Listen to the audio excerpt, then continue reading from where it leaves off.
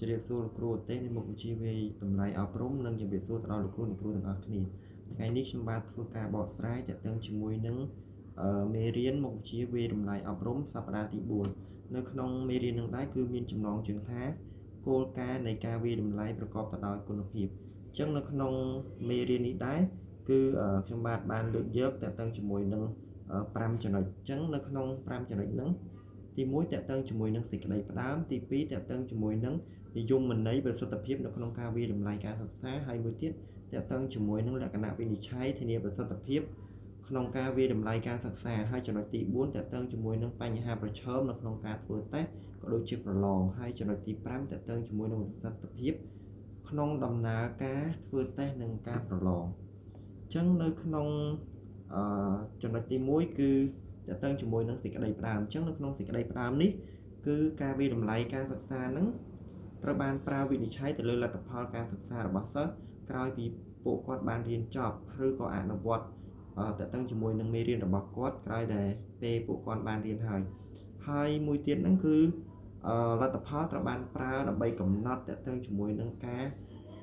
រៀនរបស់គាត់ក៏ដូចជាខ្លឹមសារចំណេះដឹងដែលគាត់ទទួលបានតាក់ទងជាមួយនឹងមេរៀនទាំងអស់ដែលគាត់បានរៀនកន្លងមកហើយមួយទៀត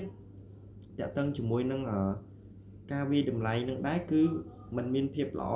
ឬក៏មានភាពល្អឥតខ្ចោះអីទេអញ្ចឹងបើន័យថាគឺវិតម្លៃតែងតែមានការលើសក៏ដូចជាការខ្វះតាក់ទងជាមួយនឹងចំណុច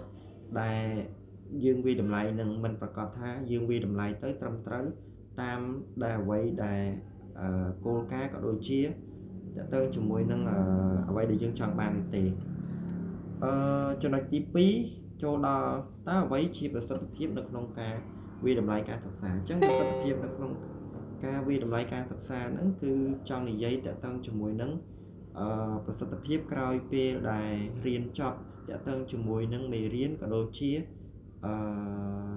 អត្ថបទឬក៏ខ្លឹមសារផ្សេងៗនៅក្នុងមេរៀនដែលពួកគាត់រៀនចប់អញ្ចឹងប្រសិទ្ធភាពនៅក្នុងការវិតម្លៃហ្នឹងគឺសំដៅទៅលើប្រសិទ្ធភាពវាស់វែងក៏ដូចជាវិតម្លៃជឿជាក់លើការវាស់ស្ទង់ឬក៏ការយល់ដឹងរបស់សិស្សក្រោយអំពីពួកគាត់បានរៀនចប់អញ្ចឹងនៅក្នុងត្រង់ចំណុចនេះបានន័យថាយើងអាចវាស់ស្ទង់សមត្ថភាពរបស់គាត់ក្រោយពេលពួកគាត់រៀនចប់តាក់ទងជាមួយនឹងចំណេះដឹងក៏ដូចជាចំណេះដែលគាត់បានរៀននៅកំឡុងពេលម៉ោងរៀននិងក្រោយពេលដែលគាត់រៀនចប់ហ្នឹងតើគាត់ទទួលបានចំណេះដឹងបានដល់កម្រិតណាហើយចំណុចមួយទៀតហ្នឹងគឺ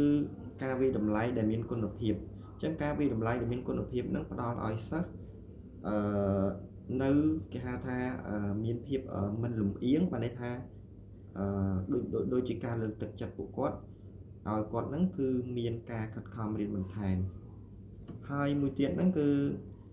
ចំណុចទី3តាក់ទងជាមួយនឹងលក្ខណៈវិនិច្ឆ័យដែលធានាប្រសិទ្ធភាពនៅក្នុងការវិតម្លៃការសិក្សាអញ្ចឹងនៅក្នុងចំណុចវិតម្លៃនឹងដែរទី1តាក់ទងជាមួយនឹងលទ្ធផលសិក្សារំពឹងទុក1ម៉ោងសិក្សាដែលគាត់រៀនចប់អញ្ចឹងនៅក្នុងចំណុចនេះគឺយើងអាចរំពឹងទុកតាក់ទងជាមួយនឹងមេរៀនដែលយើងរៀនចប់1ម៉ោងសិក្សានោះថាតើគាត់អាចទទួលបានចំណេះដឹងឬក៏តាក់ទងជាមួយបំណិនក្រោយពីគាត់រៀនចប់1ម៉ោងនោះតើគាត់ទទួលបានកម្រិតចំណេះដឹងបានដល់កម្រិតណាដើម្បីឲ្យយើងងាយស្រួលផ្ដល់ព័ត៌មានត្រឡប់ផ្សេងភ្លាមទៅកាន់គាត់ដើម្បីកែលម្អហើយមួយទៀតហ្នឹងតាក់ទងជាមួយនឹងភាពជឿជាក់អញ្ចឹងភាពជឿជាក់ហ្នឹងមានន័យថាយើងផ្ដល់ឲ្យគាត់ដោយភាពជឿជាក់តាក់ទងជាមួយនឹងការវិតម្លៃសិក្សាបានន័យថាយើងវិតម្លៃទៅធ្វើម៉េចឲ្យគាត់ត្រឹមត្រូវមានភាពសុក្រិតមិនលំអៀងអញ្ចឹងត្រង់ចំណុចហ្នឹងគឺមានតែប៉ុណ្្នឹងទេហើយឥឡូវចូលដល់ចំណុចបន្ទាប់ទៀតតាក់ទងជាមួយនឹងទី4អញ្ចឹងទី4តាក់ទងជាមួយនឹងបញ្ហាប្រឈមមុនប្រឡងអញ្ចឹងនៅក្នុងបញ្ហាប្រឈមមុនប្រឡងហ្នឹងគឺមានអីខ្លះអញ្ចឹងនៅក្នុងការប្រឈមតាក់ទងជាមួយនឹងបញ្ហាមុនប្រឡងហ្នឹងតាក់ទងជាមួយនឹងភាពបន្ស៊ាំមុនប្រឡងដើម្បីកាត់បន្ថយភាពភ័យខ្លាចអញ្ចឹងនៅក្នុងចំណុចនេះដែរគឺលោកគ្រូអាចធ្វើការប្រឡងក៏ដូចជាបន្ស៊ាំពួកគាត់មុនពេលប្រឡងដើម្បីកាត់បន្ថយភាពភ័យបានន័យថាឲ្យគាត់មានភាព គេហៅថាស៊ាំមុនប្រឡងអញ្ចឹងពួកគាត់ធ្វើដដែលញឹកទៅអញ្ចឹងគាត់លែងភ័យហើយមួយទៀតតើតើជាមួយនឹងដឹងតម្រង់មុនប្រឡងអញ្ចឹងលោកគ្រូអ្នកគ្រូអាចបង្ហើបតើតើជាមួយតម្រង់ប្រឡងថាតើតម្រង់ប្រឡងបែបម៉េចឧទាហរណ៍ថាការប្រឡងបែបសរសេរការប្រឡងបែបខ្វីសឬក៏ការប្រឡងបែបជ្រើសរើសតើតើជាមួយសំណួរចម្លើយបែបខ្លីៗឬក៏យ៉ាងម៉េចដើម្បីឲ្យគាត់នឹងបានត្រៀមលក្ខណៈទុកមុនហើយពួកគាត់មានភាពជឿជាក់ថានៅពេលដែលគាត់ប្រឡងហ្នឹងគឺគាត់នឹងធ្វើបានហើយมันមានភាពរអាក់រអួលហើយតើតើជាមួយចំណុចចុងក្រោយតើតើជាមួយប្រសិទ្ធភាពក្នុងដំណើរការនៃការធ្វើតេស្តនិងប្រឡងអញ្ចឹងនៅក្នុងចំណុចហ្នឹងដែរតើតើទី1តើតើជាមួយនឹងមុនពេលប្រឡងអញ្ចឹងមុនពេលប្រឡងហ្នឹងណែនាំអំពីការប្រឡងនិងគោលបំណងឲ្យបានច្បាស់លាស់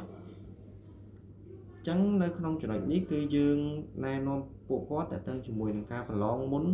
ពេលដែលចាប់ផ្ដើមហ្នឹងដើម្បីឲ្យពួកគាត់មានភាពងាយស្រួលក៏ដូចជាមានភាពគេហៅថាត្រៀមលក្ខណៈទុកមុនដើម្បីឲ្យពួកគាត់ហ្នឹងអាចធ្វើតើតើជាមួយនឹងសំណួរក៏ដូចជាចម្លើយដើម្បីឲ្យមានភាពរលូនហើយមួយទៀតហ្នឹងបន្ស៊ាំអញ្ចឹងនៅក្នុងបន្ស៊ាំហ្នឹងគឺឧស្សាហ៍ធ្វើតេស្តបើន័យថាយើងធ្វើតេស្តដដែលតើតើជាមួយនឹងប្រឡងបានន័យថាយើងប្រឡងឲ្យគាត់បន្ស៊ាំមុនដើម្បី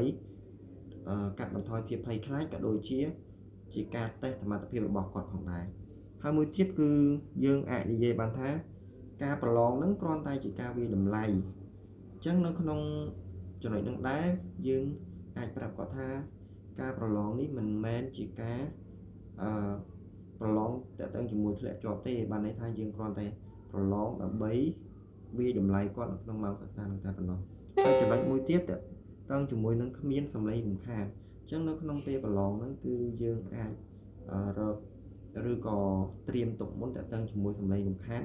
ដើម្បីកុំឲ្យមានភាពរអាក់រអួលដូចជា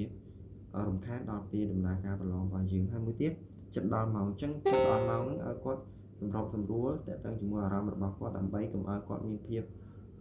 ភ័យខ្លាចក៏ដូចជាព្រួយបារម្ភដើម្បីឲ្យគាត់ត្រៀមលក្ខណៈទុកមុនដើម្បី